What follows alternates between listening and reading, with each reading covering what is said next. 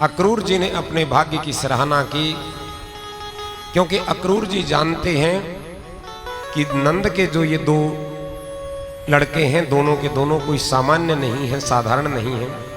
साक्षात श्री हरि ने ही हमारे वंश में अवतार धारण किया।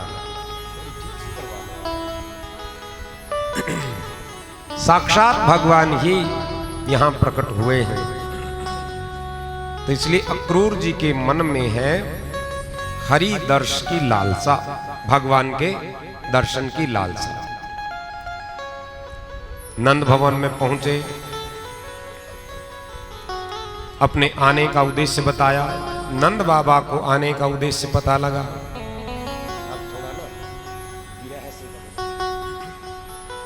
माता यशोदा को अक्रूर जी के आने का उद्देश्य पता चला कि ये कृष्ण और बलराम दोनों को लेने के लिए आए।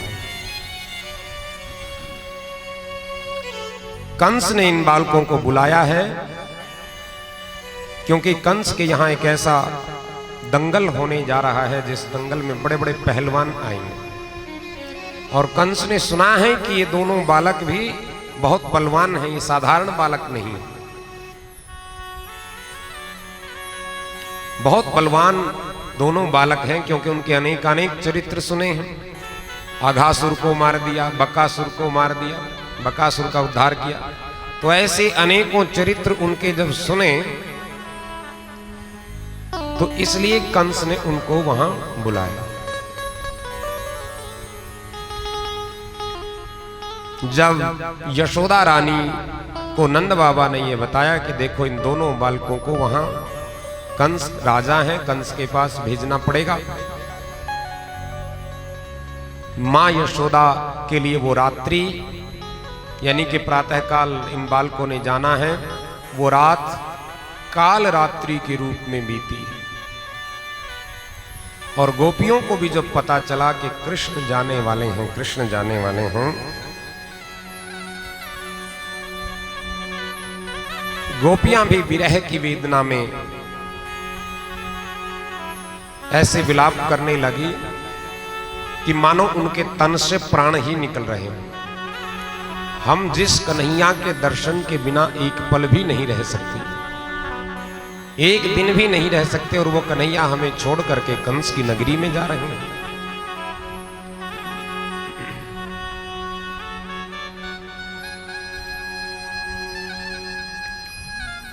तो सारी की सारी इकट्ठी हो गई, और जिस रथ में भगवान श्री कृष्ण सवार होकर के जा रहे हैं उस रथ का रास्ता उन्होंने रोक लिया।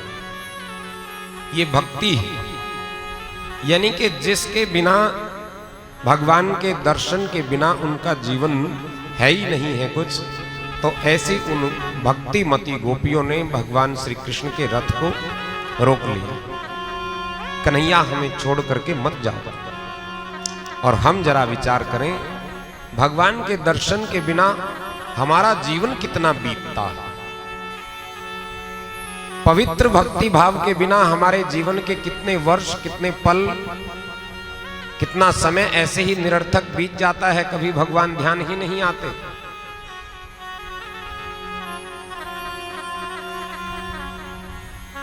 भगवान राम जब मिथिलापुरी से अयोध्या में लौटे हैं, यानी कि विवाह संस्कार उनका हो गया। विवाह संस्कार से पूर्व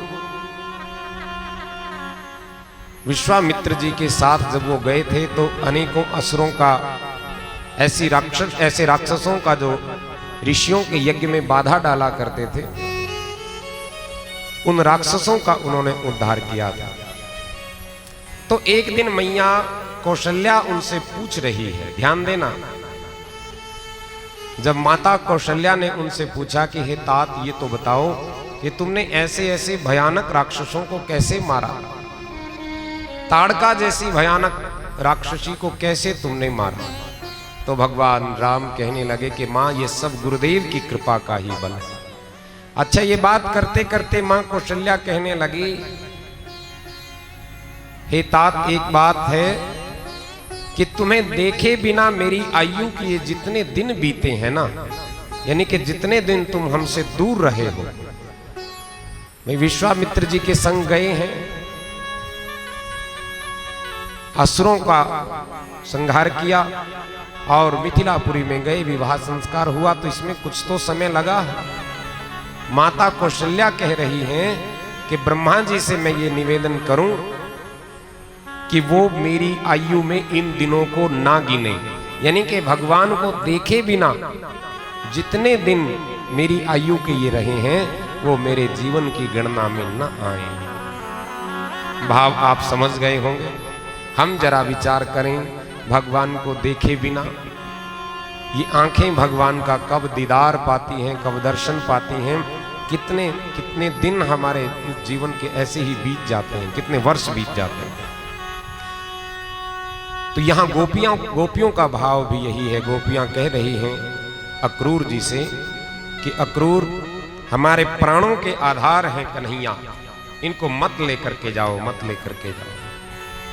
ददर्श कृष्णम रामम च व्रजे गोदोहनम गतहु पीत नीलांबर धरौ शरदंबुरुहे क्षणौ।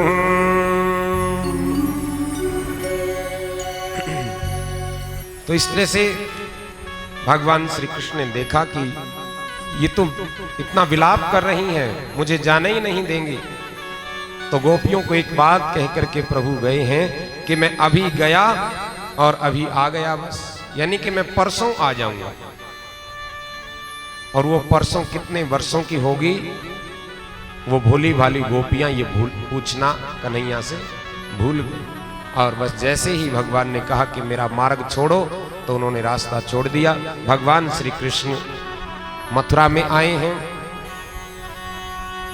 मथुरा में, और क्योंकि समय अपने पास थोड़ा ही है, मथुरा में आकर के भगवान श्री कृष्ण ने कंस का उद्धार किया। उधर ब्रजवास गोप गोपी ग्वाले उनके विरह में ब्रज में रहते हैं।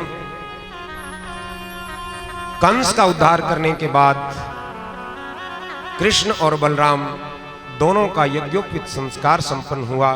गुरुदेव संदीपनी ऋषि के आश्रम में वसुदेव और देवकी ने उनको पढ़ने के लिए भेजा है, विद्याधन करने के लिए भेजा है। देखो प्रभु की कितनी लीला है। जिनकी श्वास मात्र से ही चारों वेद प्रकट हो जाते हैं, ऐसे प्रभु भी गुरुदेव के चरणों में जाकर के विद्याधन करते हैं, विद्या ग्रहण करते हैं। संदीपनी मुनि के आश्रम में ज्ञान अर्जन किया और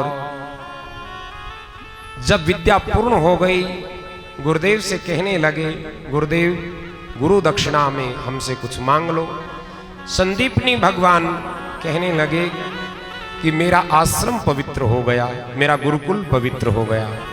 साक्षात श्री हरि मेरे गुरुकुल में विद्यार्थी बन करके अध्ययन करने के लिए आए हैं, तो इससे बड़ी गुरु दक्षिणा मेरे लिए पुत्र क्या हो सकती है। मेरी तो साधना ही सफल हो गई, धन्य हो गई। कि नहीं गुरुदेव, फिर भी गुरु दक्षिणा के बिना तो विद्या पूर्ण होती नहीं है, आप गुरु दक्षिणा में कुछ मांगिए। संदीपनी मुनि ने कहा कि अपनी गुरु माता से जाकर के पूछो गुरु दक्षिणा में क्या चाहता है। भगवान श्री कृष्ण गुरु माता के पास गए। गुरु माता ने कहा, पुत्र मैं तुम्हारी सामर्थ्य को जानती हूं। भाई कोई धनवान का पुत्र होता तो धन मांगा जाता, आश्रम के लिए धन दे दो। जिसकी जितनी सामर्थ्य है उतना ही मांगा जाता है। लेकिन मैं तुम्हारी सामर्थ्य को जानती हूं, तुम अनहोनी को भी होनी में बदल सकते हो, अनिष्ट को भी इष्ट में बदल सकते हो।